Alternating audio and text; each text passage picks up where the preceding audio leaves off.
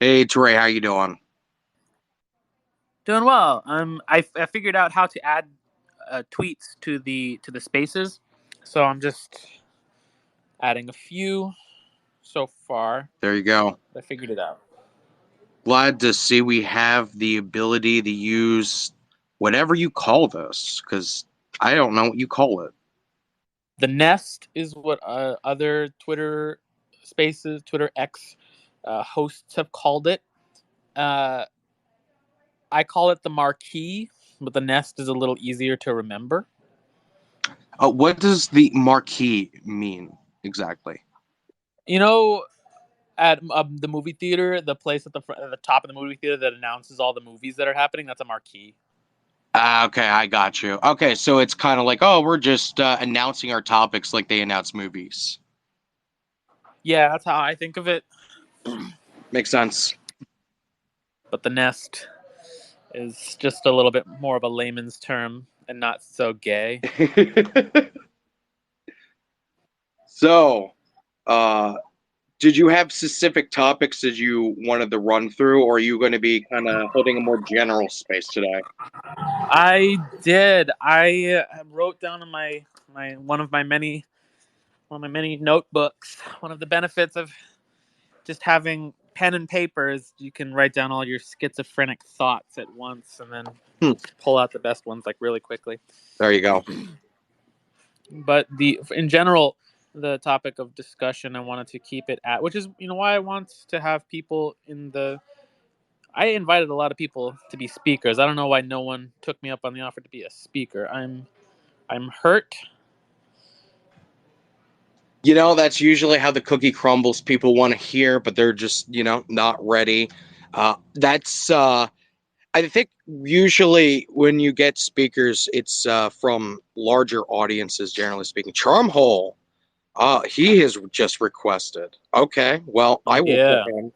He is a well-known person that circles the infrared community. I don't know if he really would associate directly with infrared, to be honest, but. who is this? Charm Hole. I was actually on the same debate panel with him back in the day, with Jackson Hinkle, Chris Halali on the Infrared Showdown. Oh, I don't know Charm Hole. Yeah, that was back in the day. What was that, like freaking like 2 years ago now? Feels like forever. Yeah. Yeah, good times. I wasn't even the Yankee Tanky yet. You weren't? I thought you were. No, no. At that time, I was still in the organization that we shall not name, and when I was still in the Oh, organization, I was referring to myself as something like anti-imperialist USA or something. right. Okay, yeah. Yeah, that was Yeah, such so a simpler time. No it really no was. white We weren't in the holocaust. war of Ukraine yet. Like obviously, it's Israel stuff just popped off. Yeah, I'm glad I saw this because I was just thinking about how I bet there's a good chunk of Ukrainians who might have died in uh and around Israel. Do you think? I mean, there were so many, like, just There statistically, is there had to have been like a good chunk, right? there is people. Yeah, I mean Ukrainian Jews who would have repatriated to Israel. Definitely, there. I don't know if it has happened or it's going to happen, but like mercenaries who were fighting in Ukraine, uh, moving over to Israel to fight there, which makes sense because Israel is the Jewish ISIS. So it makes sense that these Yeah, international like mercs would be traveling all over to fight for this cause of like Jewish supremacy, terrorism in the name of Jewish supremacy. And then I'm not sure. I don't think any like official Ukrainian like people who aren't mercenaries, like actual like military, because like I mean, they're busy fighting their own war, but civilian civilians who are of Ukrainian origin and mercs definitely. I don't know if it was actually an Israeli source because I only saw the video once, but it posed itself, the video, to be some sort of advertisement that Israel was somehow putting out. telling Ukrainians that they would pay them more money to join the IDF and then go fight with them. I don't know if that video was accurate, however, and I don't have the source on it anymore. That was early on. That was like maybe a week into this, reflare of the genocide in Palestine. I believe it. I mean, yeah, talk about bounty Like I said, systems are back I up. don't know if it's accurate information, so take that with a grain of Well, salt. this is why it worked, right? Is because it tied the US's hands, right? Hassan Piker was suspiciously absent that weekend, right? The House had no speaker, right? Like Tucker was fired from Fox News. That's the threefer. We can't defend against the turkey, right? Americans were susceptible to it. Yeah, I mean, I do think Americans in general have been susceptible to it. I mean, more in the regards of what we did in the with the results of the inside job known as 9/11. I mean, going to war with Iraq and Afghanistan, all the propaganda we put into that. I mean, that's part of the reason why I think there's still, like MAGA in some ways is kind of split. If you talk to average working MAGA people, some people are obviously going around following these, right wing grifters that are, speaking all the Zionist talking points. But, there is a large section of MAGA that I've interacted with at this point that don't want to send our money to Israel, but they're all younger. All these, like, if you will, like Gen X and Boomer MAGA people, they seem to be just kind of going along with that. And there seems to be less younger people within MAGA. But point being, you're seeing the results of all of this war that we've already done in the Middle East. So there's already like this, for lack of better terms, like a xenophobic, reaction to all this. As soon as we're talking about Muslims, and especially in the regards of, let's be real with the evangelical movement, right?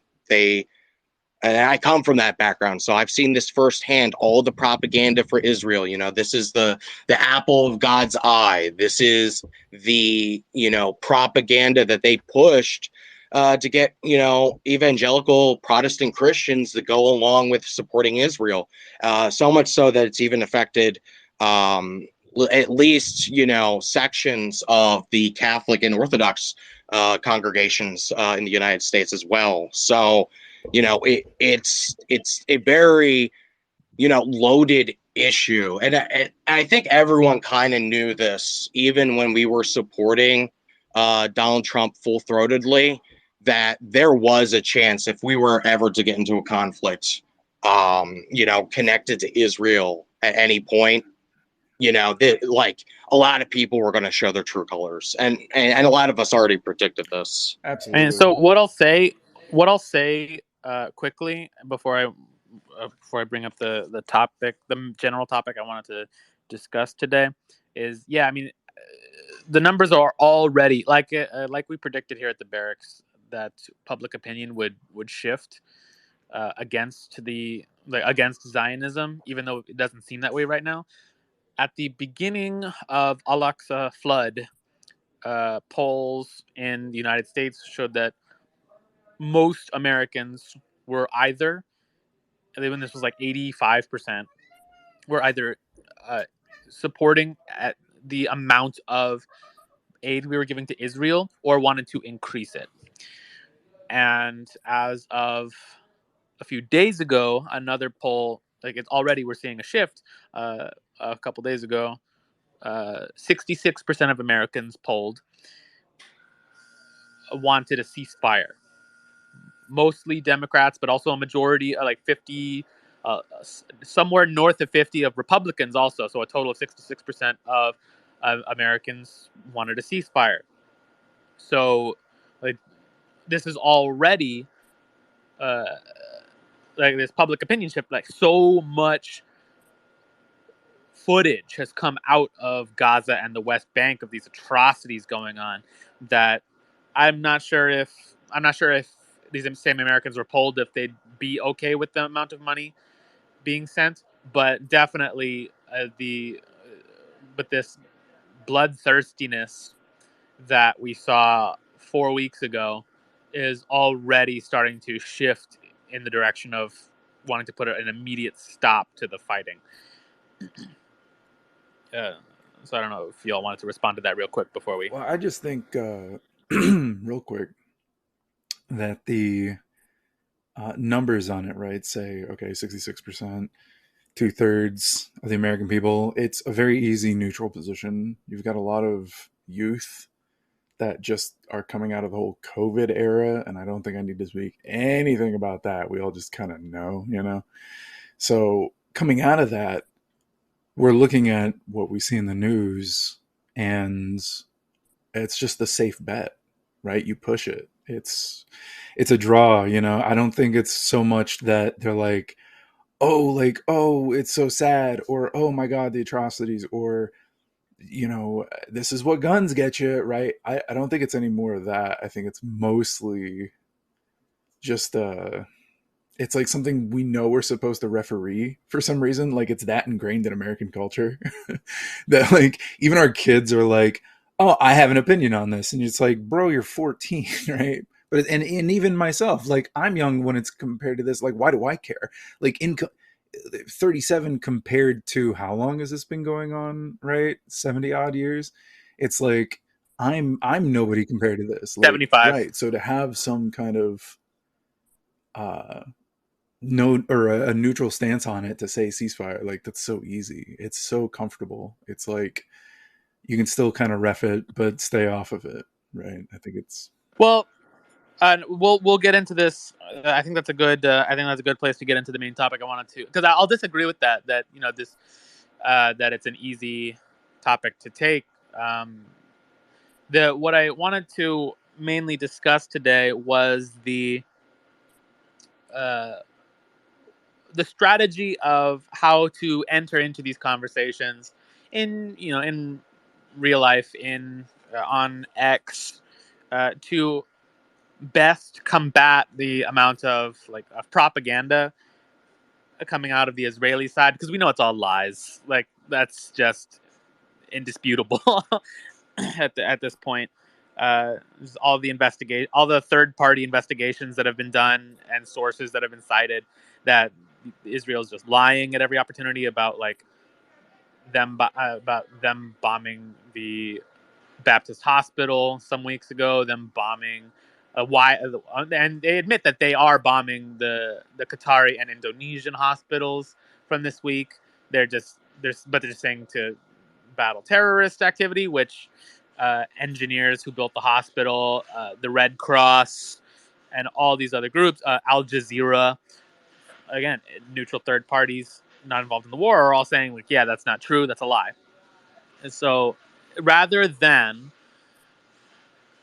playing catch up and trying to debunk everything that comes out as it comes out, which is a reactionary stance, I wanted to talk about uh, pushing this idea that some people like Samira Khan and myself have been talking about for a while, of the starting point of the conversation being that Palestine has a right to defend itself, because especially in the West in general and America in particular, everyone thinks that history began on October 7th.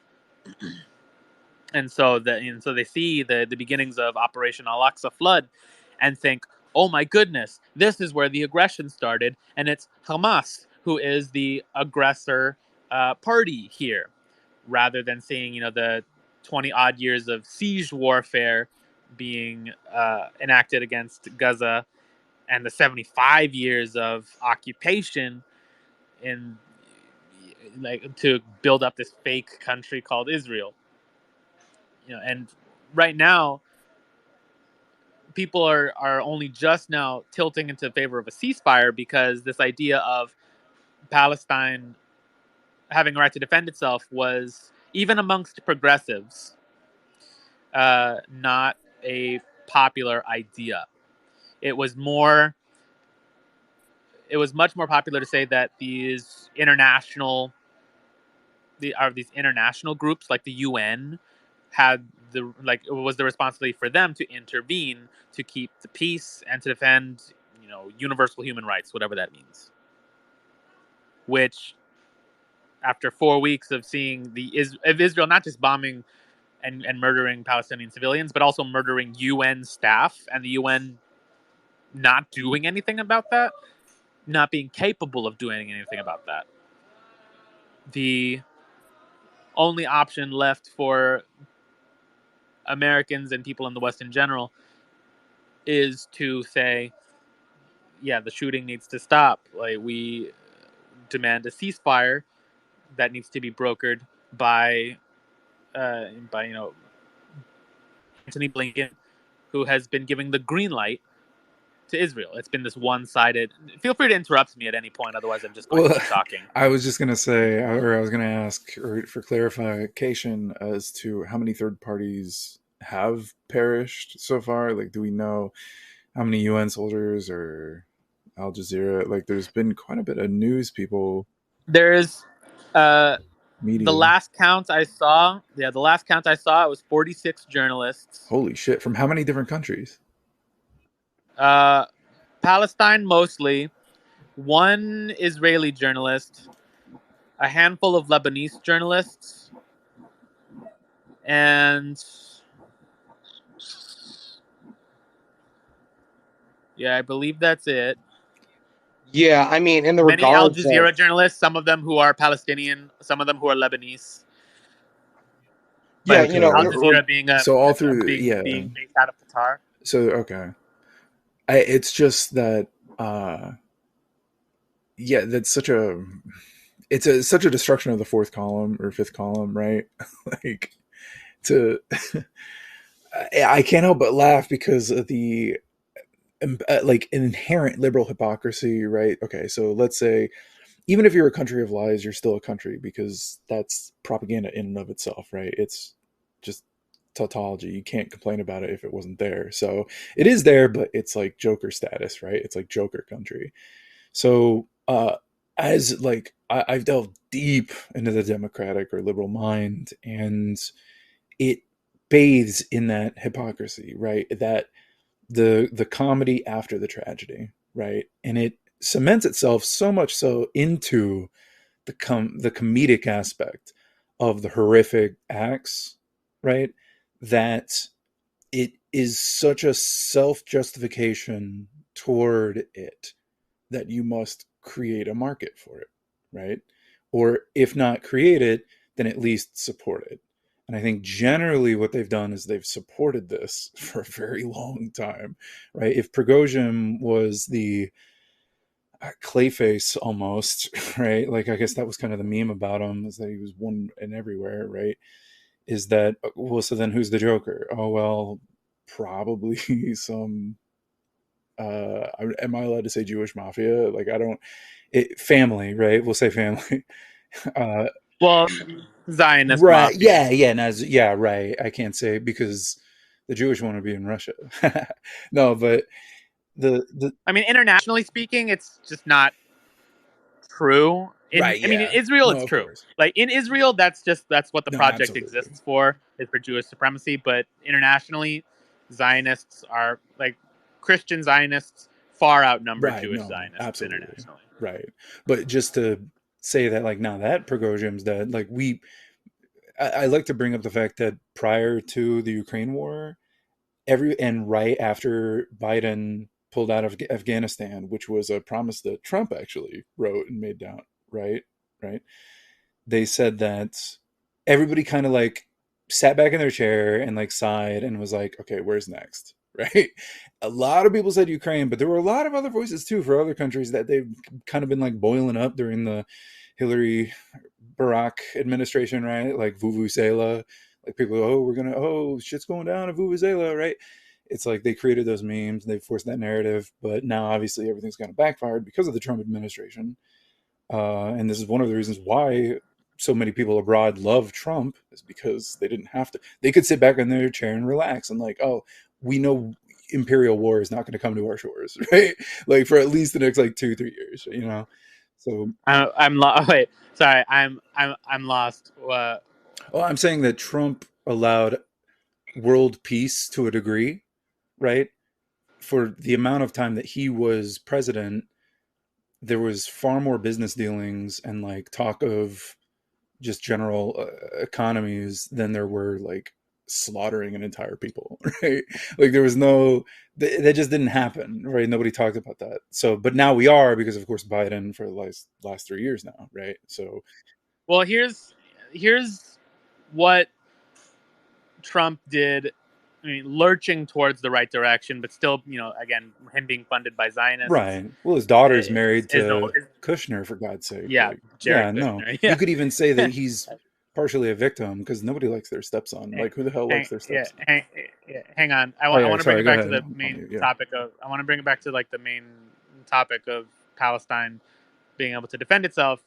What Trump did to maintain, a much greater like global stability. It's not just starting. He didn't not just avoiding starting any new wars, but also posturing towards this America first as much as he could without getting sabotaged by the CIA. This America first approach to governance of not getting involved in expeditionary wars or global security. He wanted to abolish. He wanted to get the United States out of NATO, and and he wanted to establish the Abraham Accords of establishing uh, normalization of the Middle East with Israel, which sucks because Israel is a Nazi country. But still, I mean, the approach was to get the Middle East to enter into its own regional security relationships with the wrong country, but the the instinct was that was there, and I think we need to push that logic even further. Just rather than saying, all of the Middle East needs to unite around normalization with Israel, which is just the sustained, which is just the sustained slow genocide of Palestine, not to mention increased like aggression against Syria, Lebanon, Egypt, all these countries that Israel has invaded in the past. Do that same thing, but uniting around Palestine specifically. That if you do not support Palestine in general and Hamas in particular, then you are an enemy to regional security in the Middle East. To So I'm avoid the just knee going jerk to. instinct, to avoid the knee jerk instinct of condemning Hamas, you don't have to condone Hamas, and I wouldn't recommend doing that.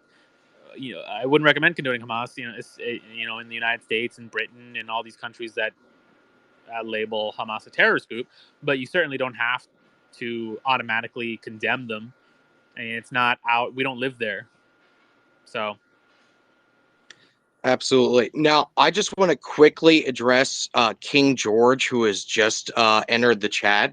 Let me just say 1776 will commence again. Let's be very clear. I'm waiting for him to respond. that's Oh, sorry, I was muted. No, I'll tell you what. I'll tell you what's happening is I changed my account for a couple days for like satire, which I do sometimes, and now because I have a blue check, it won't let me change it back, which is pretty ridiculous. Like I'm paying to have less features. But anyway, I'm not going to do the bit right now. It's not worth it. But I wanted to. Fair enough. I'm sorry. It's not that deep of a bit. Probably wasn't worth changing my account. But what I wanted to say about combating Zionist propaganda is that what I see a lot of is like images and videos from Gaza, which are like horrible. Like Jackson's posting a lot of these. And this is something that this is sort of the leftist line is like, oh, it's such horrible atrocities. It's human rights. They break international law and such like this. But I don't think this line's correct because I think people really have fatigue with this sort of thing because this is what the imperialists do every time they want to go to war, right? You got like the kid in dust from Syria. You've got babies out of incubators. And I think people sort of have fatigue with this sort of thing. Like people are just tired of hearing about genocides all over the world. even though those are fake genocides and this is a real one. But I think the best way to combat Zionist propaganda is on the basis of national interest. Like, you ask these people, how exactly does America benefit from this special relationship with Israel? And they immediately deflect every time. So I think you just need to hammer that. Like, because also, self-interest is just a bigger motivator than altruism. It just is. I mean, how many people were out there at BLM rallies and posting black squares, but then they call the cops when a black guy gets too close to their stoop? Like, it doesn't really mean that much. Everyone's against babies being killed. It doesn't really mean that much. Whereas if you can get into like, well, what's our relationship with Israel actually like, and like appeal to national interest and patriotism, talk about Rachel Corrie, the American citizen who got run over with a bulldozer, and then they were making fun of her. Talk about Shireen Abu Akleh, who was an American citizen who got killed. Like, why can this country just kill American citizens with no repercussions? The USS Liberty, of course, how they stole all the nuclear secrets. Like, these are not the actions of an ally. So, like, yeah, what's going on is horrible, but the more salient issue is that they're doing all this shit with our bombs. They're doing it with our money. We fund the Iron Dome that, allegedly immunes them from any repercussions. This is That's a lie, by the way. Raytheon made up those numbers of it being 90% effective. Well, yeah, that's what I said, allegedly, yeah. Let's also not forget that rocket that fucking just like tailed out and then hit Tel Aviv. Like complete it was half a dozen failure of the rockets. system. Oh yeah, broke some pavement.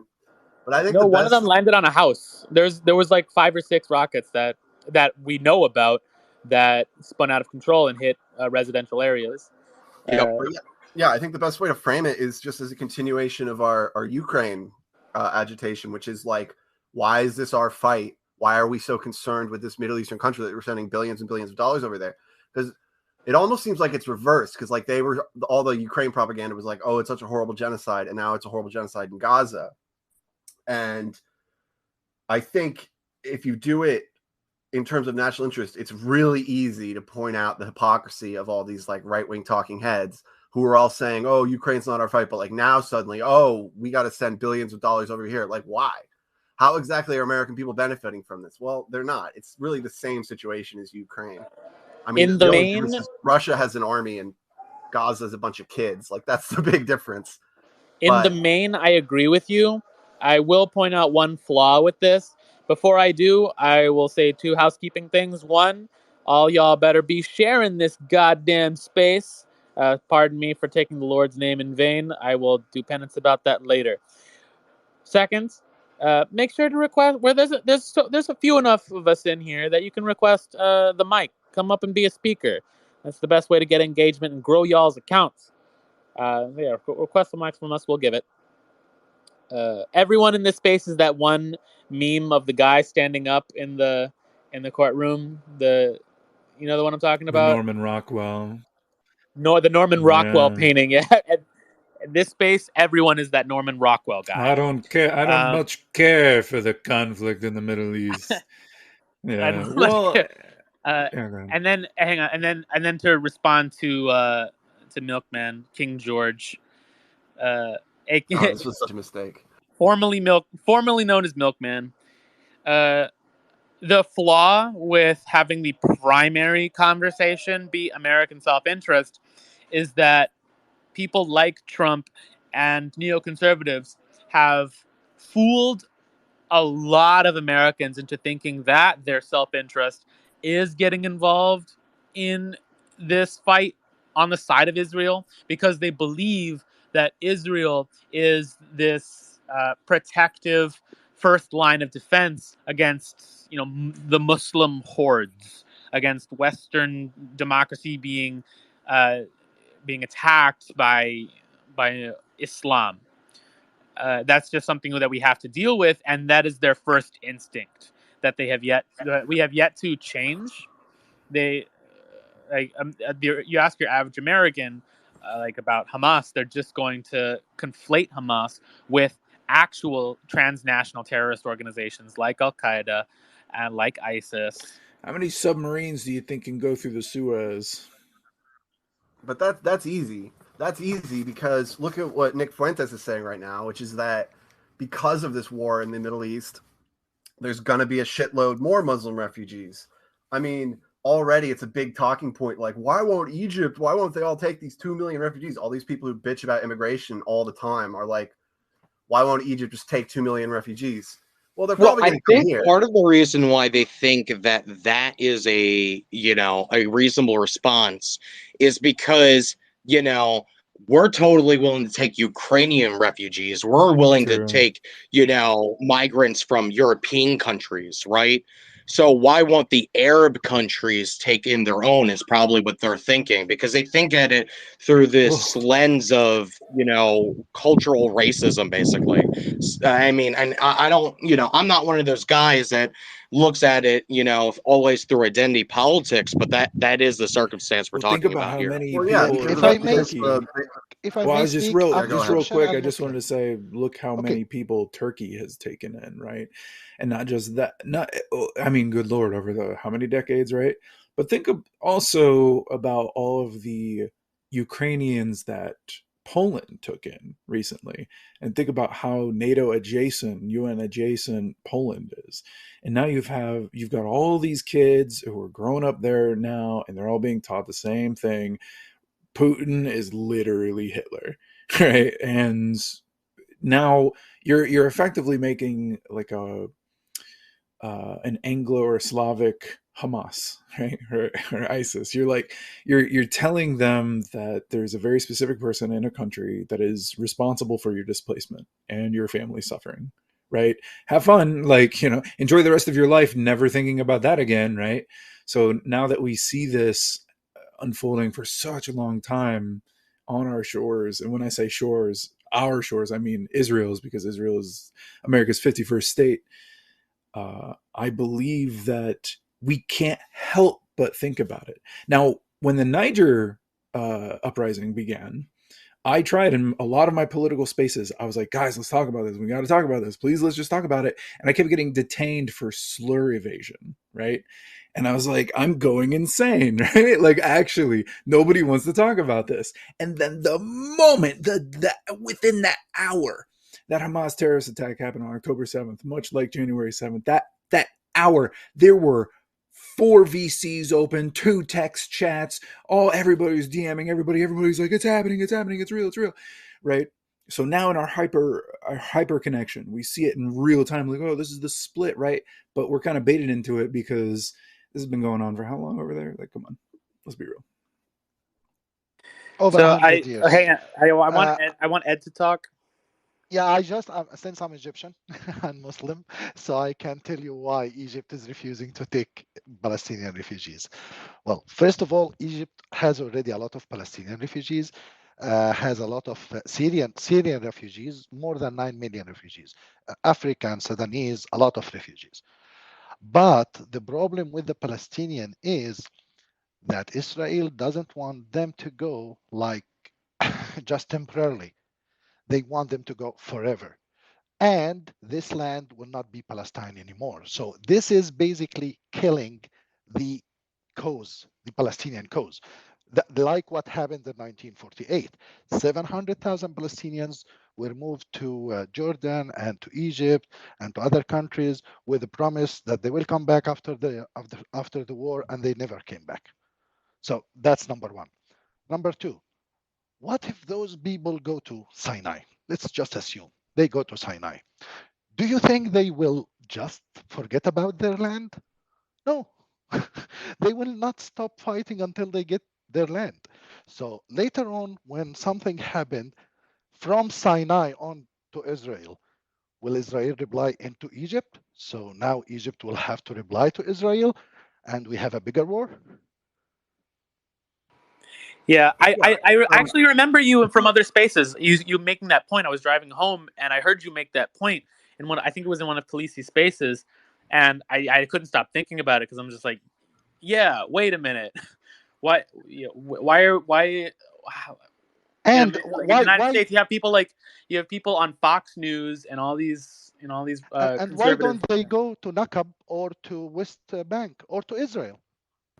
Exactly. No, that's the whole talking point is ridiculous because it's so loaded. It's like the ethnic cleansing of Palestinians is just a given, right? That's just like a force of nature, like everything Israel does.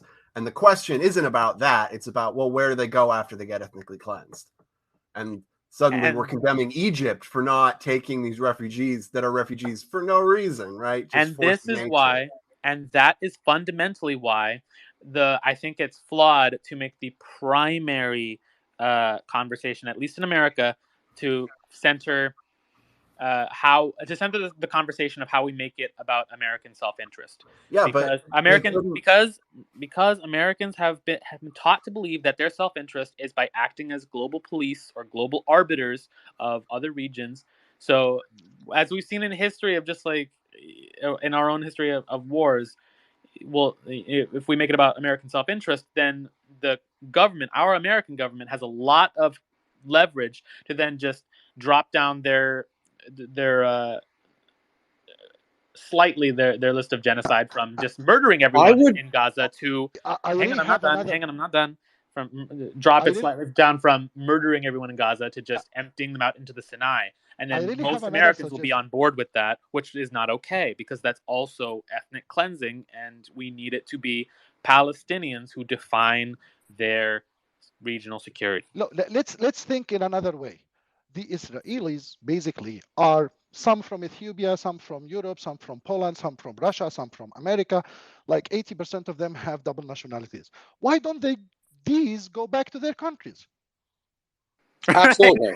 I've been saying that for years. True. Isn't this fair enough? Wait, can I respond? Can I respond to Teray's point? Because their business, Okay. because their business is munitions, because their business is war. This is why. First of after all, you respond, I want to build a bridge between you guys, if I could. That's okay. No, don't worry about it. We disagree sometimes. So first of all, Israel could not be doing what it's doing without the American aircraft carriers in the right off the coast. They've been given a blank check, pretty much explicitly by the government by Blinken to do whatever they want. And if they didn't have that, things would be very differently. So like, I do think Palestinians and the Muqawama should be in charge of like their own regional interests, but they're not, because we have this foreign influence, which is like got this hammer held over the region, which prevents them from doing from defending their land, And the second thing is, you say, people have been programmed to think it's in their interest to be the world police. Yeah, but it's not true. And I think that the truth matters and it counts for something, and it means something to have the truth on your side. And also, that was not the narrative with Ukraine.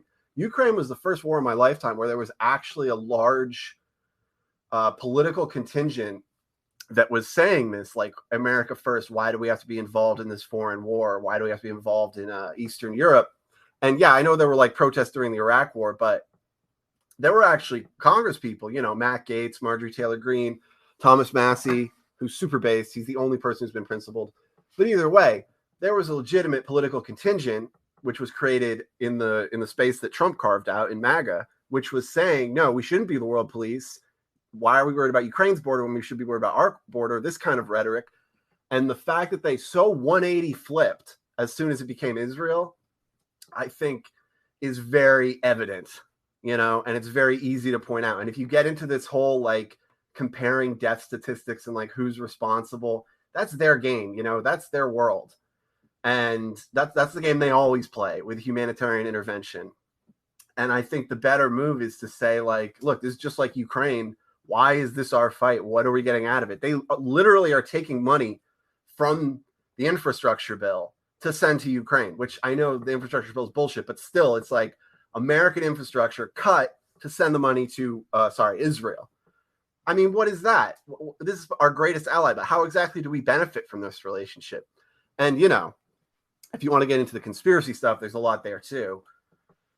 Because I think that you're right, but also Teray is right. I think that it's a two-prong approach, right? Because I think that there's a lot of, for example, MAGA people, right-wing, like generally speaking, that are going to be very sympathetic to that argument. But we've also noticed that the left-wing liberals in American society seem to be more receptive to the emotional arguments, right? Look at these babies that are being killed. Look at, all of the, innocent women and children that are being slaughtered. Look how they don't even have rights for their own sovereignty, right? So I think that considering the political environment we're in the regards of Palestine, there's two groups of people that we need to that are going to be receptive to one message or the other, that are going to, because they're receptive of of either argument, there's a need for both arguments being made.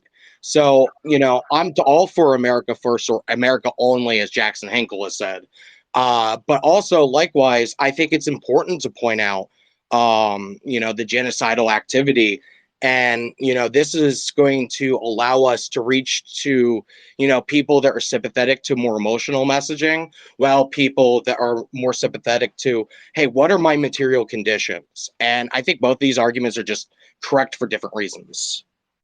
Well, it's Yeah, I not. mean, I'll call it what it is, but just to point out, a lot of these leftists are fucking crypto Zionists. I mean, look how they've reacted to Jackson Hinkle.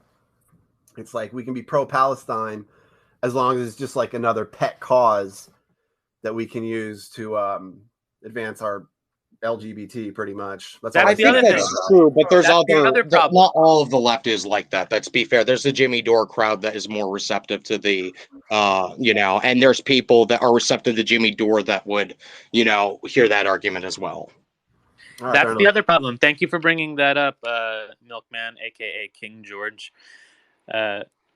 The other problem with centering as the primary point of discussion of what we think America's self-interest is that there is, I mean, we have not just people on the right, like evangelical Christian right, who are saying that funding Israel is in our best interest, and they have a lot of control over that over that part of the conversation.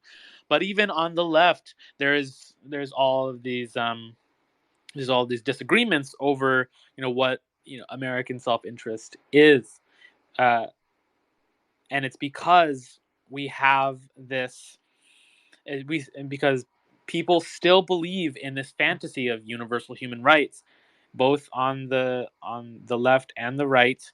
This idea that universal human rights exists, and the United States is somehow magically most in touch with enforcing those universal human rights, which is why I value Ed's input of just like let's the region, like the Middle East or West Asia, whatever you want to call it, let them define what self-interest is for that region, and then all we need to do is pick a side, because that's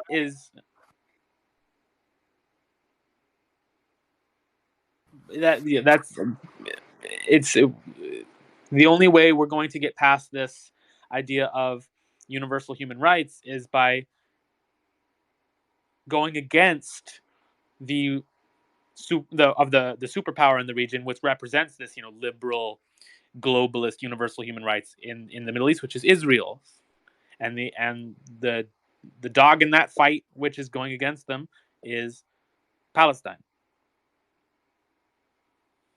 The Arab world and the Islamic world is uniting around Palestine, and so we here in the United States also need to unite around Palestine, and then the conversation about what our interests are as Americans becomes much clearer in that context, because there are too many other contexts battling for supremacy about what is the real American self-interest. There are too many people battling for the microphone of what the real American self-interest is.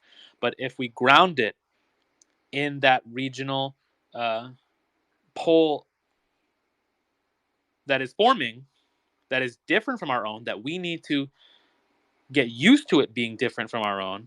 We need to get Americans and people in the West in general very used to the idea that their idea, Ed's idea of regional security for Egypt, Palestinians' ideas for security for Palestine, that's not going to be what we want it to be, and we need to be fine with that.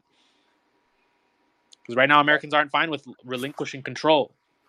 I don't think there are a lot of people battling for the mic for American self-interest. I think there's a lot of people battling the mic for like dead babies. I mean, that's their whole thing. It's atrocity porn from that October 7th shit. It's like they've got their dead babies and we've got our dead babies, and like that's, I mean, that's just kind of a battle I want to avoid. Like I'm going to call it what it is. I'll call it a genocide. I'll call it ethnic cleansing. That's what it is. But Israelis never make the argument that it's America's self-interest. They make the argument that you know, it's going to be another Holocaust, and it's like, Well, so they many of will their make people are the dying. argument that it's your self-interest on How? occasion. And the argument they place, I'll tell you what the argument that they place, it's a bullshit argument, is that, well, we're going to have Hamas invade the United States. They're going to come out of the ground and start attacking Toledo, Ohio. Right. I mean, that's completely absurd. That's completely absurd. It doesn't matter that it's absurd. It It doesn't matter it's absurd because average Americans believe that. They believe it's going to happen because they think that just being Muslim makes you bloodthirsty against, you know, the West and democracy. That they want to destroy Israel, and then they're gonna immediately come after American X because they hate democracy. For like, yeah, it doesn't make sense, but that's what they believe. And so the governments of America and Israel will operate around that narrative because it hasn't been challenged. Of course it's ridiculous. Of course it's stupid. Well, But it's the so many people same believe stupid that. argument that they keep recycling. They did make the same stupid arguments back with the Iraq war and Afghanistan. We need to go to Iraq and Afghanistan because they'll do another 9/11, which the people who actually did 9/11 seem to be more aligned with freaking Saudi Arabia. But, you Israel know. did 9/11. Yeah, no, Israel did 9/11. I'm sick of dancing around the fucking point here. The Mossad did 9/11. And that's why everybody's so fucking Islamophobic. It's all left over from the Bush era, from this giant fucking psyop of 9/11. You know, we don't have any footage of any of the hijackers getting on the planes, but we do know that Mossad agents were fucking dancing and filming it and celebrating. Let's talk about that. Like the things that you're like afraid to talk about and not supposed to talk about, those are probably the things you should talk about the most, right? Like people are scared of Islamic terrorism. Well, who actually did 9/11? Let's talk about that. Let's talk about who was actually responsible for that if you want to talk about American self-interest. I mean, I'm not going to say that there wasn't involvement, but I'm not going to sit here and pretend like Saudi Arabia didn't have. Like, Wahhabists definitely were involved with it as well, even if Zionists were involved, you Yeah, know? I'd buy that, Like, but I think it was Mossad that planted the bombs, and I think fucking Palestinians definitely had nothing to do with it, and Saddam didn't, and Osama bin Laden was just a fall guy. absolutely. I mean, yeah, like I'm clearly directing the, you know, what Oh, I at just least watched the formally flood. before they joined, voted to join BRICS. You know, one of our biggest allies within the region, right? Wahhabists, as much as Zionists, have been a scab on the American system. I mean, there were no Saudis. Saudis didn't get caught bringing bombs to the George Washington Bridge Yeah, on the day. we're getting off topic again. Like the main topic being Well, how I don't think it is off topic because you're talking about Islamophobia and how we can't overcome Islamophobia. But the reason Americans are so Islamophobic is because of 9/11. I mean And it's left it over. goes. We never got over the Bush era. We pretended during Trump when he was doing the Muslim ban, everyone was like, "Oh heavens, no!" And then after he got out, everyone was like, "Yeah, we like hate those people, right?" That was just, and you know, now we're right back to 2004 with how people are talking about Hamas is going to do a day of jihad and all this crazy bullshit. The conversation was not that Americans are Islamophobic. The conversation was that we need to combat the Israeli narrative of that Israel has the right to defend itself. The reason Americans think that Israel has the right to defend itself is partially because they are Islamophobic. But the main point is that Palestine has the right to defend itself, not Israel. And that's the conversation that we need to get people used to having. Sure, but like, was 9/11 Israel defending itself? You know, in some ways, I would say that getting the United States to be buddy-buddy with Israel probably was Israel trying to defend itself, right? Actually, guys, you two, according to the international law, Israel, as an occupying force, does not have the right to defend itself against the occupied people. That's as per the international law. I.e., let me give you an example. If Russia come today and invade Texas, they cannot claim their right to defend themselves against the Texans fighting them back. You get the idea? I mean, yeah, Thank you. that's definitely international law. I don't deny that. Now, of course, who in the world really is fully abiding by international law? I mean, that you could pull a few examples, but none of them are on the Western side. Yeah, No, but exactly. I mean, if we will say that okay, it's okay to break the international law, then you cannot blame anybody for doing anything.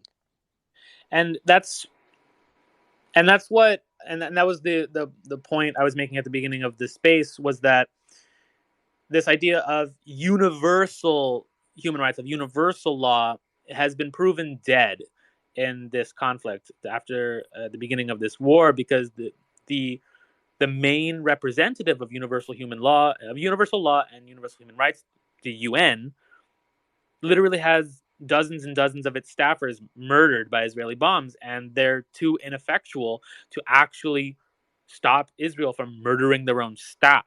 You'd think that would be the thing that would give them the right to say, "Oh yeah, nobody gets a veto about us shutting this down. We're shutting it down because like dozens of our staffers are dead.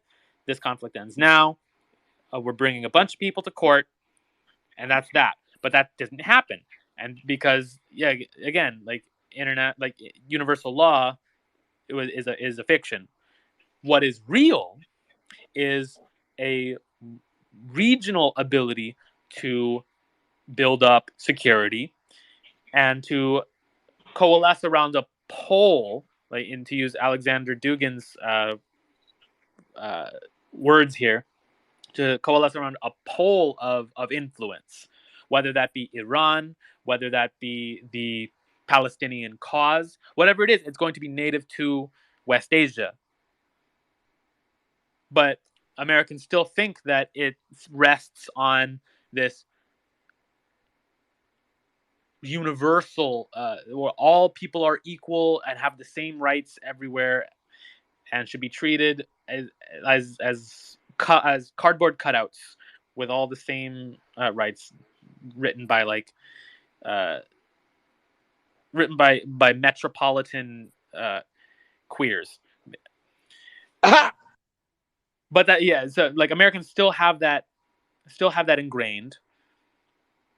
And now that it's pretty clear that the UN is this milk toast organization that can't enforce anything, all the and really all these other and not to say that their staffers aren't doing like heroic work. The people on the ground are doing like really important like life-saving work, but the superstructure it needs to be thrown to the side and replaced, and there's nothing to replace it yet. I mean, the Islamic world is going to build up their own regional influence, whether or not the United States wants it to or not. That's just going to happen. That's just historical fact.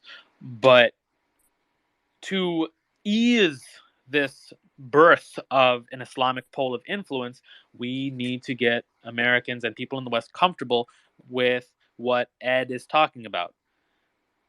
Their self-interest does not get to be dictated by Fox News. Why or Sky News, or all of these conservative neoconservative news organs. No, American politicians don't get to aid Egypt. Don't get to aid Israel in pushing 2 million people into the Sinai. Palestinians have a right to defend themselves in their own homes, period. And just pushing and really, Hamas centering this move for Palestine to defend itself, but also all of the axis of resistance who are aiding in a diplomatic way and in a military way this same resistance, saying, all right, Palestine has a right to defend itself. That means Iran isn't our enemy because they just want regional security. That means Yemen isn't our enemy because they want regional security. That means Saudi Arabia is an enemy to Palestine, and therefore we don't really need to be friends with them. Turkey is an enemy to Palestine, therefore why are we uh, defining why are we defining regional security, like American security, around universal human rights or who we do business with, and not just getting untangling ourselves from the region by saying, yeah, they are going to do their own thing and we're going to be uncomfortable with that, but it's going to happen anyway. So let them do their own thing. May I ask a question, guys? Yeah. Do I have the right to be uncomfortable for what you do in your own home?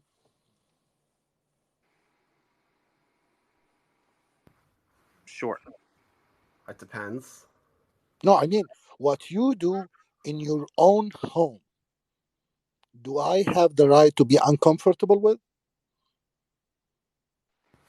I mean, Am I like it depends fucking on what we're talking about. I mean, because the sovereignty of a household is a little bit different than the sovereignty of a country, right? You know, your household doesn't have the sovereignty to, you know, do something like torture someone inside the house. I mean, you know, like, so it's a slightly different context, but I kind of get where you're coming from.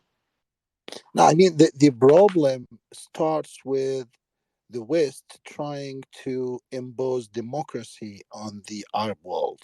Well, what if the Arab world don't want democracy? What if? Exactly. I mean, I'm sorry, but what if I don't see the Arabs are invading US or Europe? Actually, the golden age in Spain were when the Arabs were ruling Spain. And that was the golden age for Judaism in Spain, in Europe. They were just on the brink of distinction. Read about Andalus. That's history, guys. I mean, we just cannot deny history. Arabs are not interested in changing your way of life. It's your way of life. And honestly, we don't care. You do your business, fine. But also, we are interested to do our own of life, our own way of life. And really, we don't understand why are you bothered. Yeah, no, I absolutely agree with you. I mean, I could tell you that, you know, a lot of Americans, frankly, are not really concerned about what's going on, you know, in another country or whatever, right? They're more like worried about whether they can put food on the table or, you know, if they can pay for their health care or whatever, right? So, you know, By the I way, think that by the way, we're I live in the United States, and I know I live as an American, and I know how hard it is to live now. I know. Well, when they say spreading democracy, they're not really talking about a way of life. It's just a euphemism for areas that are under their sphere of control. Like Why did we attack Iraq? spreading democracy just means expanding the borders of the empire. Like Ukraine is a democracy, even though they banned opposition parties, whereas China is not a democracy, even though they actually responded to the COVID protests that they had. Whereas here, you know, we didn't give a shit. So it's not.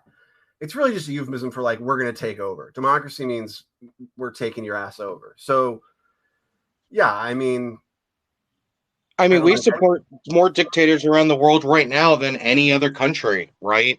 So the right, idea exactly. as if we support democracy is ridiculous. We supported Suharto. We supported I bet Pinochet. you, I bet you, the human rights file in Egypt will not be discussed for a long time after this.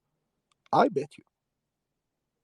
Well, wait, I want to talk for a moment about this whole Israel has a right to defend itself talking point, which is really not about like sovereign nations. It's about the founding like impetus for Egypt, which is the Holocaust. Because Israel's like this demon baby that was born out of the Holocaust. Because in America, everyone when they're kids watches these like horrific Holocaust documentaries and gets traumatized, and then they grow up and they learn about Israel, and it's like, well, this state exists so that the Holocaust won't happen again. So when they say Israel has a right to defend itself, they're talking about because of the Holocaust, Israel can do whatever it wants. And in Israel, it's way crazier. Like they take like fifth graders on field trips to Auschwitz. They get them in the gas chambers and do like candlelit vigils in the gas chambers and say, this is what happened to your ancestors, and this is what the Palestinians want to do to you. And like they brainwash people ruthlessly to hate the Palestinians. in Israel, and it happens to a lesser extent in like allied countries, where like, yeah, obviously the Holocaust was a horrible thing, but we never learn about the British Empire's many Holocausts, right? We never learn about the multiples of Holocausts that were visited upon the colonies of all the European countries. It's only when it got turned on Europe itself that suddenly it's you know, the worst thing that's ever happened. And so when they say Israel has a right to defend itself, they're really playing on this like traumatization that people receive when they're children, where like, this is the worst thing that's ever happened. We have to do everything we can to prevent it. So pretty much, you know, Israel can have a little genocide as a treat because this was so horrible. And it's like, I mean, I think it's starting to not work because of the internet, because the images of what Israel's doing are like right in front of your face. And like, what just obviously nothing justifies this. I mean, two wrongs don't make a right, right?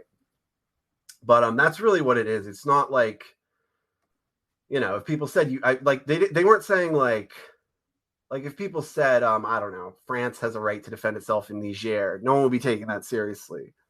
It's because of this whole baked in ideology, which is most intense in Israel, but spreads out because they have a very advanced propaganda network. And it's like I said, it's like atrocity propaganda to the max. And that's why I feel like trying to combat it with atrocity propaganda isn't going to work. Like, that's their battlefield. That's their game. And well, no, it's the rational. I mean, the rational means of using. The rational means of exposing all of these war crimes going on and all the women and children dying is that it becomes it becomes impossible to disassociate this idea of democracy and universal human rights from the particular case here of enforcing this, global homo. Uh, it becomes impossible to say, oh, we can just have this peaceful. We can convince people to accept universal human rights and gay pride and drag queen story out. People will just magically accept all of these things, and we won't have to drop bombs on them. Now, the the American people who are funding these bombs being dropped are becoming painfully aware of just like, oh, we've killed, we've funded 10,000 people being killed, and they still don't want globo homo. So that forces a choice. That forces the choice onto American taxpayers to say, okay, 10,000 people are dead, 1.5 million are displaced and in refugee camps, and they still don't want the drag queen story hour, and they don't want this, this globo homo uh, world order. So either we push them into the Sinai, we kill all of them, or we allow them to have their own sovereignty. And right now, just like showing American taxpayers how much it's costing us, people are leaning towards just push them into the Sinai. That's where the conversation is going right now. When there's the perfectly good option of just letting the Islamic world do what just develop on its own terms, away from this universal democracy and drag queen story hour and and minor attracted people, because as long as that option is on the table of thinking that it's okay to push 2 million people into the Sinai, as long as people think that's okay, we're going to continue in that direction, and because they're going to be convinced that it is America's interest. I think Mohammed, since he's been added as a speaker, if you would like to say something, my friend, feel free to go ahead. No, I just wanted to highlight that this is not about Judaism and Islam at all. There are a lot of Jews living today in Yemen and Morocco, and nobody is really harassing them. Nobody is talking to them. It's a political thing. It's about the land. It's about Palestine and the Palestinians. The Palestinians who are being killed are Muslims, and Christians, and some of them are Jew, by the way. So even the Arab Jew in Israel is a second degree citizen. Is not, the Sephardim and the Ashkenaz and the levels in the community in Israel. So the white European Jew is the first degree citizen, and the other Sephardim who comes from like Ethiopia or the Arab world, and those are second hand. If you guys look into the internet, how Jews, rabbis, deal with Christians going to pilgrimage. They spit on them in the streets of Jerusalem. It's not about Islam and Judaism. The whole situation is about the land. That's it. It's a political situation. Yeah,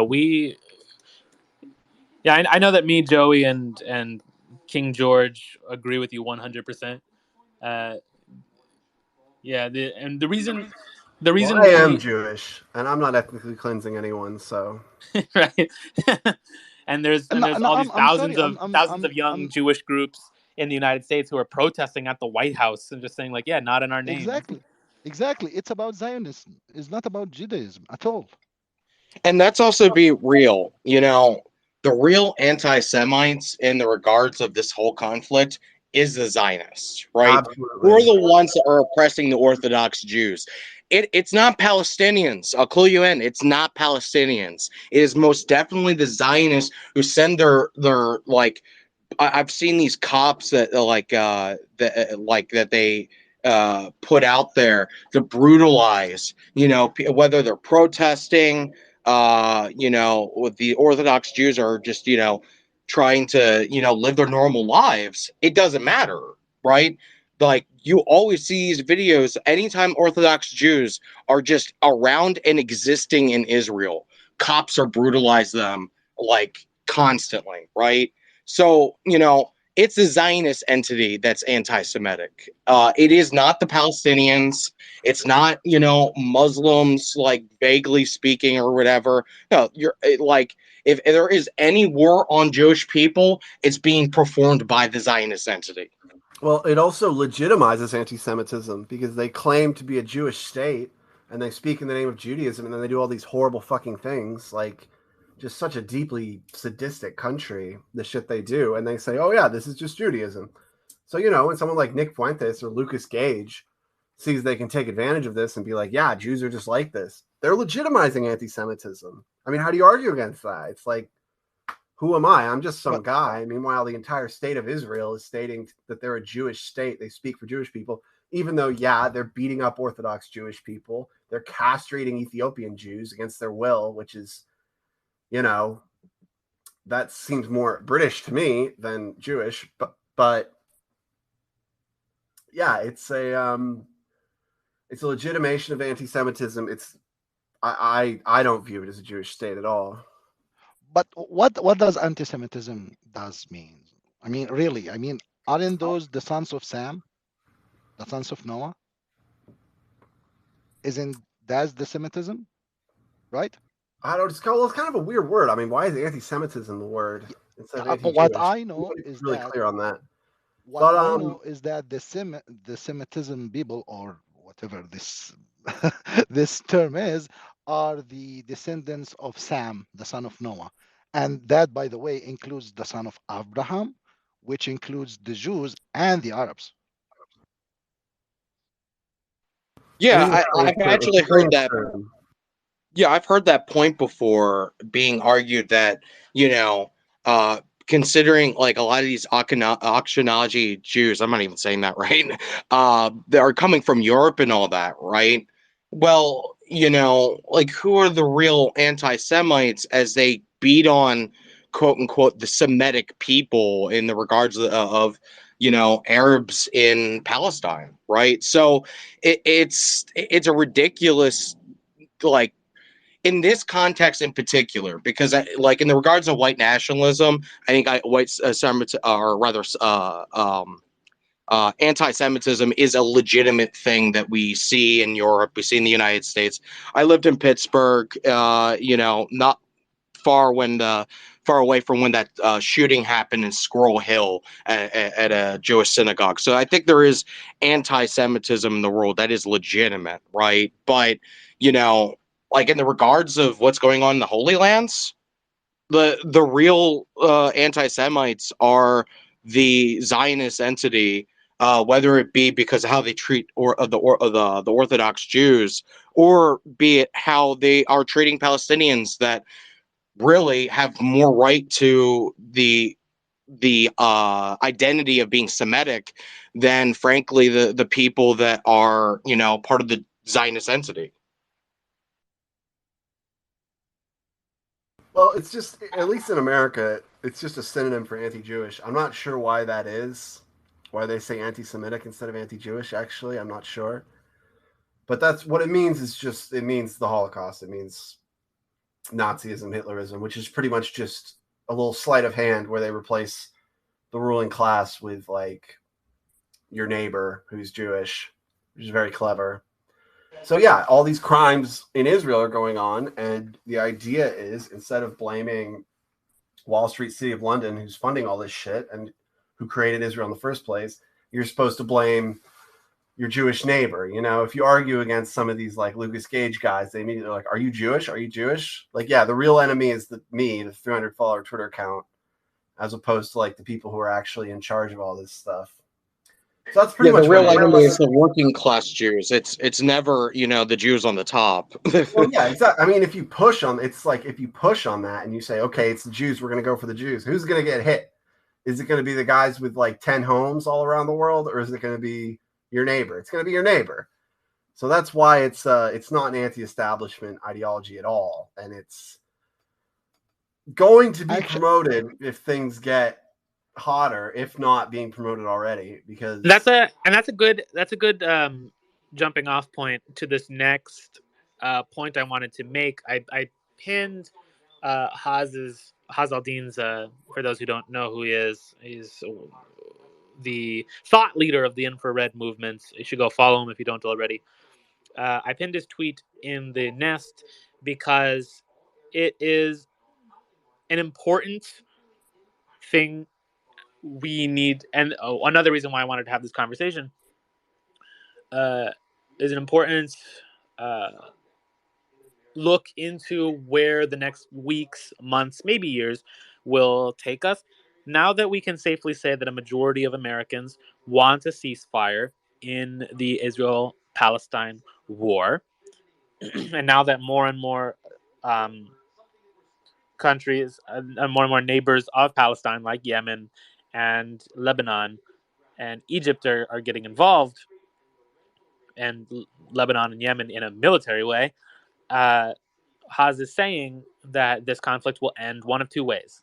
Either in a ceasefire, which he calls a stalemate, of just going back to the status quo, or escalation towards a regional war.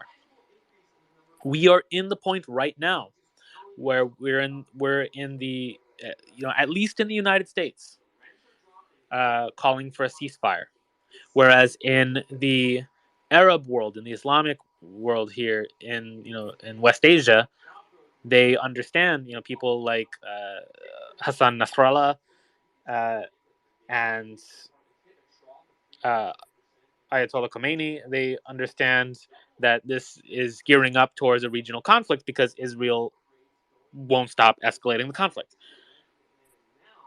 So we need to start gearing American citizens to understand that, like, the war machine that is being funded by Wall Street, it's going to continue escalating because that's what the forces of production does. It has its own momentum. Like, the people whose paychecks, whose salaries demand more weapons being sold, more bombs being dropped, more their stocks in weapons manufacturing going up. They're going to keep producing bombs, and so those bombs are going to keep being used. This is going to escalate. A ceasefire isn't going to happen, and I don't. And right now, millions of Americans are calling for a ceasefire, but they might not yet understand that a ceasefire is not going to happen. So we need to come up with, we need to come up with a good strategy to get people to, one, understand that the escalation is inevitable, and two, pick a side. That's obviously that side being Palestine, but you understand? I mean, in the time period we're Hang on, in I want right to hear Ed. now. I want to hear Ed. Oh, okay. I'm sorry, but okay, I'll tell you how I think about it, how to solve this issue, and please, I'm just brainstorming with you. To me, the only way to stop the violence from the Palestinian side is to give them what you owe them. Uh, by that, when you give them their own land, their own sovereignty, there will be no reason for Hamas to be there. So even if Hamas try to recruit somebody, he'll tell her, okay, why? I mean, I'm fine. I have my land. I have my country. I'm relaxed. I'm good. I have my work. Why would I go and kill myself? So this is the only way out. That's in my opinion. So for now, we have to take the side of ceasing fire. I'm not saying the side of Palestinians or Israelis. We have to, first of all, cease fire, stop this, sit and discuss how to release the hostages and what are we gonna do after this, and go to a solution where you give the Palestinians no reason to fight Israelis. That's it. So one thing I want to push back on is this idea that in the future Hamas won't be necessary, because I mean what Hamas is a political party. They're like their political leadership of Palestine, and it's kind of necessary for a No, I don't a mean. national liberation struggle to have like No, political I'm leadership. sorry. I didn't mean stop to exist. I misexpressed myself. I agree with you. I agree with you. No, I mean the violence they will have no reason to justify Okay. this. So I'm sorry. I mean, any attacks like this will not exist, because if I come and tell you, hey, leave your work, leave your car, leave your family, leave your house, and I come and see. attack another You country, why? you mean But so you mean that you mean that they'll transition from a resistance movement to like a civil political yeah, party. exactly like what happened in Ireland, like what happened in South Africa. Right. Or frankly, what happened in Afghanistan, Yeah, like with Taliban. the Taliban. Yeah. Yeah. I want to hear from MSL. You have the mic, my friend. Hey, how's it going, guys? Yeah, I've never really, joined these spaces, but they're coming up pretty often now. So Yeah. I thought That's why maybe I'm forcing I'd you to con speak. Yeah, no, that's all good. So I mean, I think Israel has basically reached a point of desperation right now. I don't think there's anything that's gonna really make them ceasefire. Nobody can really make them stop. I mean, the only thing is they're gonna reach a certain point that like they're gonna see the Palestinians are not gonna get up and leave. They're not gonna leave their homes. They're gonna stay there, and they're gonna die there if they have to. Like I don't blame them. If I was in their shoes and I seen like my parents and my grandparents go through all this, I think most people would stand up for their rights, their human rights, regardless of whatever the outcome is. um the other gentleman, he mentioned something about Hamas being maybe even like a political group in Palestine. And I mean, why not? I mean, these are like regular everyday people who've kind of just come to the edge and they have no choice but to resist this way. But at the end of the day, they're loving, they're kind people just like everybody else. I think they would have the potential to lead a peaceful country. And I mean, yeah, I mean that's like my 2 cents for now. I'll join in more, but yeah, that's kind of just where I'm at right now. I don't see the Israelis ceasing fire right now. They've come too far. This is just a land grab situation that's going on. I don't know how you guys feel about that, but I think this is all just to get more land. And we all know we've been hearing about the Suez Canal. They want access to that. There's oil in the area as well. So they have major interests in that area right now. And I don't see them stepping back anytime soon. Yeah.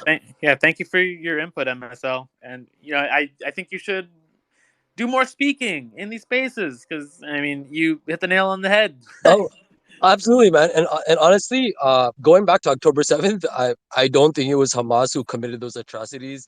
We've seen from like multiple hostages that have been released from Hamas. They were looked after. They were cared. I'm pretty sure those guys treated those old women like their own grandmothers. Um, I mean, we can see the videos like that one old lady who turned back at the end. She didn't have to. She turned back and she grabbed, the Hamas soldier's hand, and Well, I like mean, not it, even the treatment of the hostages, but even while the beginning that October 7th was happening, when the very opening stages of Alexa Flood, like where they were holding hostages in their home, saying like, "Oh yeah, you're gonna be hostages. We're gonna take you back. Nobody's gonna die." The Gray I mean, in my Zone and opinion, also Hamas went in Electronic there Intifada put solely out to those get articles. hostages. Yeah, saying like, saying Electronic Intifada and Gray Zone put out those articles saying that the people who died that day, like the civilians who died, were killed by the IDF. Absolutely. Look at the footage that they've released. Whatever little footage that they've released out to everybody. Look at those houses. Those homes are collapsed. Bombs were dropped on those houses. Like a grenade launcher is not going to make an entire house collapse. And if you look at some of the other footage, and you could see some of the size of the shells from the tanks that they were shooting through the walls. Like a grenade launcher cannot do that. AK-47 cannot do that. And these guys came in paragliding. They didn't come in with some like heavy duty equipment. You know what I mean? They came in with whatever they could carry. So I mean, A- there's even evidence that Actually, actually, there is a directive in the IDF called Hannibal Directive, exactly. That's which what I've been telling dictates people. to I've been trying to kill the like put that out Israelis there. if they are taking hostages or prisoners. Kill them. It's an unofficial Israeli policy. It's just something they pull out their back pocket whenever they need to use it. You know what I mean? If it wasn't ever meant to be used, it wouldn't even exist. So that's why it's there. They use it when they feel it's most convenient for them. No, Yeah, so it is existing. It's called Hannibal Directive. You No, no, no, can. no. It's not something that's actually implemented in their government. It's an unofficial policy. It's not an official Israeli policy. Like, read up on it. It's not an official policy, but it's there. They've talked about it. They've discussed it. It's Yeah, I obviously mean on they don't paper. officially have nukes either. So what does that mean? Sorry? But I would disagree with you, MSM, on something. I believe Israel wishes for a way out after. If what we are seeing from Al Qassam, Hamas videos are correct, like all of these tanks are being destroyed. If this is right, I believe Israel now is pushing like hell to control siege, to complete the siege around northern Gaza because they want to cease fire after that. That's Yeah. why they are pushing See, the thing is, that hard. the reason why it's going to be difficult for them is because Hamas is not going to back down, right? As long as Israel keeps going, Hamas is going to keep going. You know what I'm saying? So Yeah, I mean, that's the problem. That's with why I said Israel's in a state of desperation now, right? Because they've come so far. If they stop now, then they've wasted so much resources, people, like, the idea of soldiers' lives, all no, that, right? So guys, they I kind of got need you. themselves in a trap at the moment. I need you to understand the mentality of Hamas guys. Okay, this Okay, is a guy who lives in hell. Okay, and absolutely.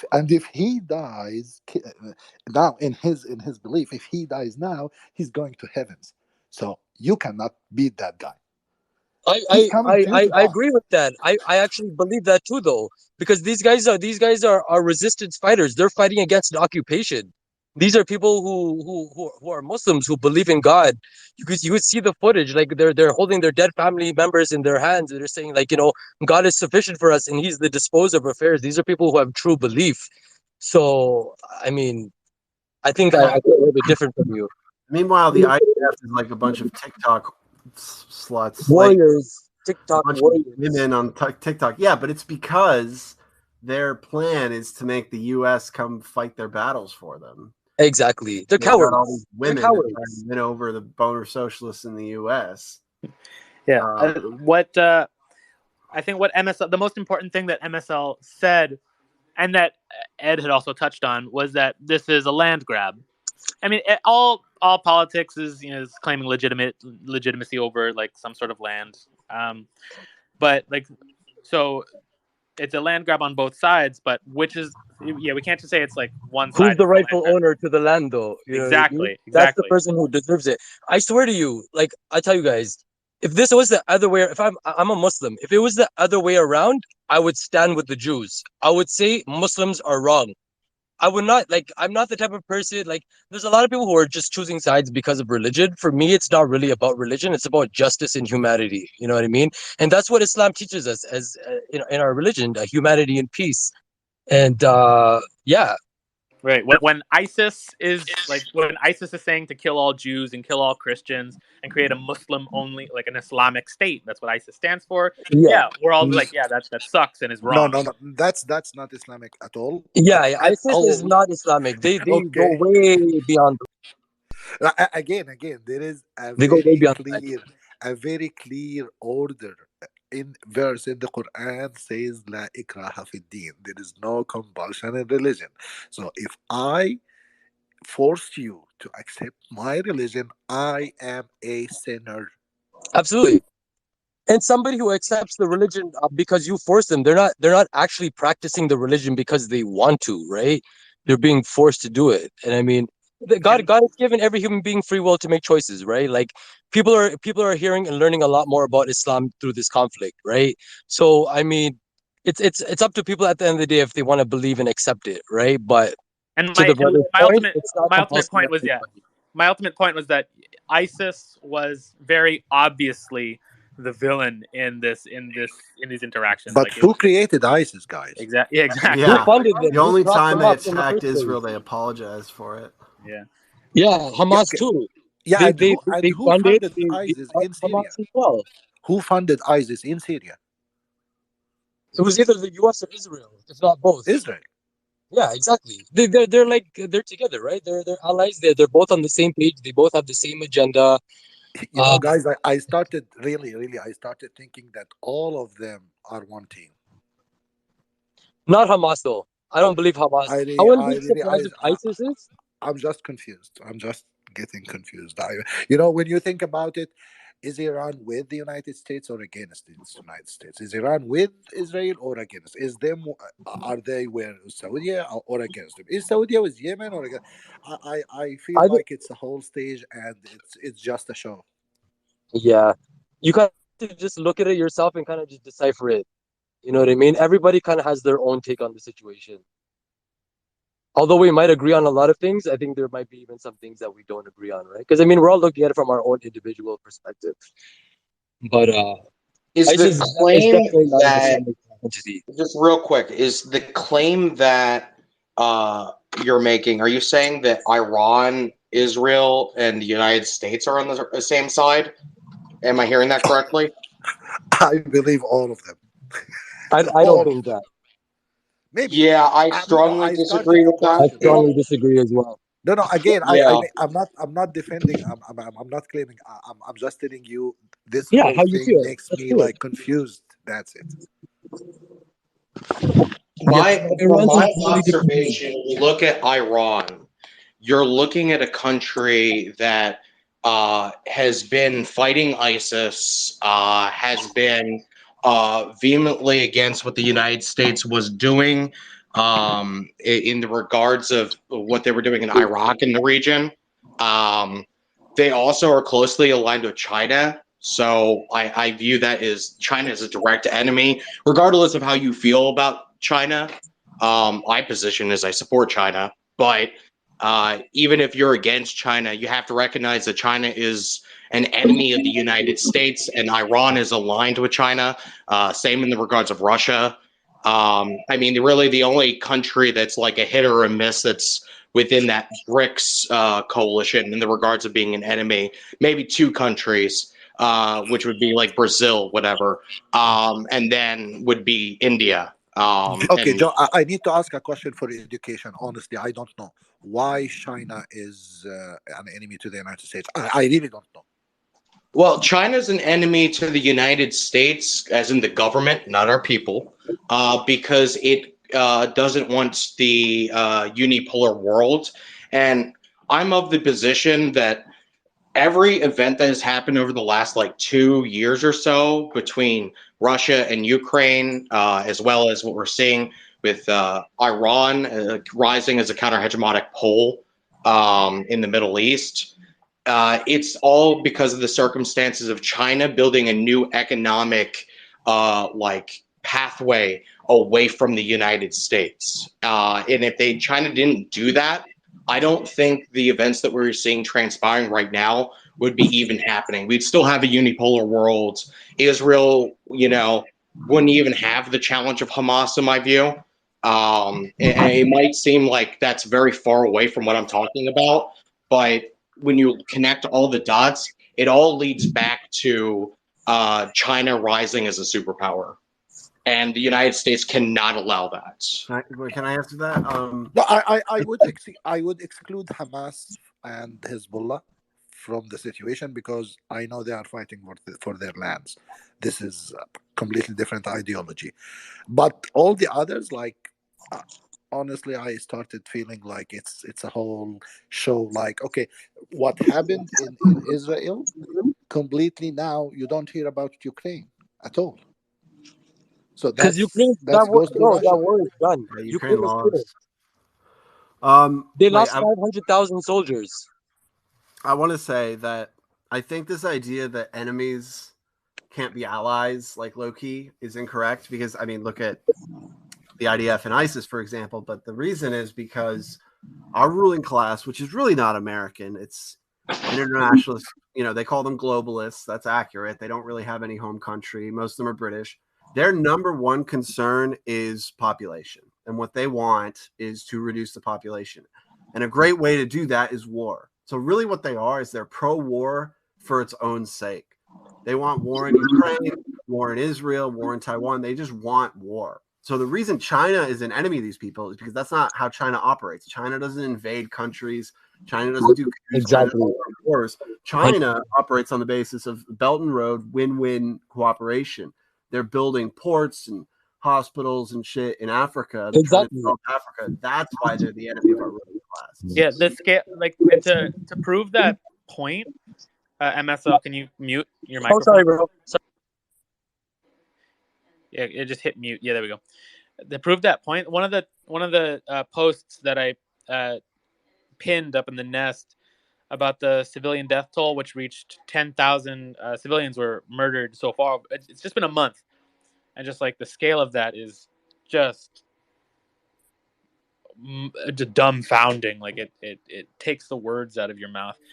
But some analysts on Telegram were breaking down how much it's only been 4 weeks, but Israel has spent, I didn't know this, $160 billion for this terrorist campaign against Palestine. That's more, again, like think of all the hundreds of billions of dollars that it took the United States and Europe to send Ukraine over the course of a year. Like it took us a year to get to 113 billion in the United States, and more than that in Europe. But it took a year to get into like the hundreds of billions. And Israel has spent 160 billion in 4 weeks. And the tweet, and breaking it down, just like 95.98 billion spent just on weapons and ammunition. So just on bombs and bullets dropping on Gaza and in the West Bank, but mostly on Gaza, $96 billion in bombs, all of which is like going to contractors, weapons contractors like Raytheon, Northrop Grumman, Boeing, General Dynamic. All of these companies make missiles, and that's why all their stocks went up. On October 7th was a Saturday, so on Monday, October 9th, all of their stocks shot up. $160 billion in a month. Just how rich these people are getting, and how many more they're increasing. There's upward pressure now in their production lines to make more munitions because of how many munitions Israel is sucking up, buying contracts for these things. I bet a lot of politicians bought stocks in the in the weapons companies just Oh prior yeah, to the attack. I mean, people don't talk about this enough, and they should talk about it as much as possible. But Lloyd If that Austin, was before the 7th of October, then how come that 7th of October shocked everybody? yeah, like Lloyd Austin, who is our Secretary of Defense, he worked for Raytheon. He was the CEO of Raytheon, and he's still on the board of Raytheon. He owns like 5,000, something like 5,000 shares of the company he still works for, and is making hundreds of thousands of dollars off of his stocks going up because of Raytheon making rockets for Israeli planes. He's the top official of the Pentagon. He has Isn't this? he has no I allegiance to mean, the United guys. States. No, guys, I really newly moved to the U.S. and I mean, guys, I thought U.S. is much better than this. I'm sorry, but it looks They like lied Egypt. to you, my friend. I am very sorry. It looks like Egypt. US has the potential to be a great country. It's just that these politicians they have in place don't have the American citizens in their best interests. They could be a great country, but they got to clean out the White House. They got to get rid of APAC, and then the country might have a chance, in my opinion. I think it needs to go farther than that. I think we need a complete overthrow of our current political system to be replaced with one for and by the people. This system is not reformable, and I'll just keep it at that. Yeah, everyone in Washington is a puppet. That Yeah, Lloyd I Austin agree. guy's a puppet. Go listen to JFK's last speech before he got assassinated. We have a shadow government. They call it the deep state. Exactly. It's almost common knowledge at this point. Yep. And yeah, these people want civilian casualties. Like, I know it's hard to imagine, but the reason they support Israel more than Ukraine is because more people are dying in Israel, and that's what they want. No, For its I own believe sake. also The longer this Biden war said. prolongs, the more money to be made. Period. No, and Biden said earlier. I mean, if Israel wouldn't exist, we would create Israel. Israel is an investment for us. So I don't know why, but that's his opinion. Yeah, even Well, just today, Biden signed off on $320 million in precision missiles to be sent to Israel. So I mean, that's why he said that if Israel doesn't exist, he should create one, because he's making lots of money for all of the people in the Washington Beltway who all have stocks in these companies to get richer. Like well, three that's hundred not twenty million forget. dollars in one day. Just like, yep, that's money in our pocket. Well, let's not forget that's the same exact thing that what's his face?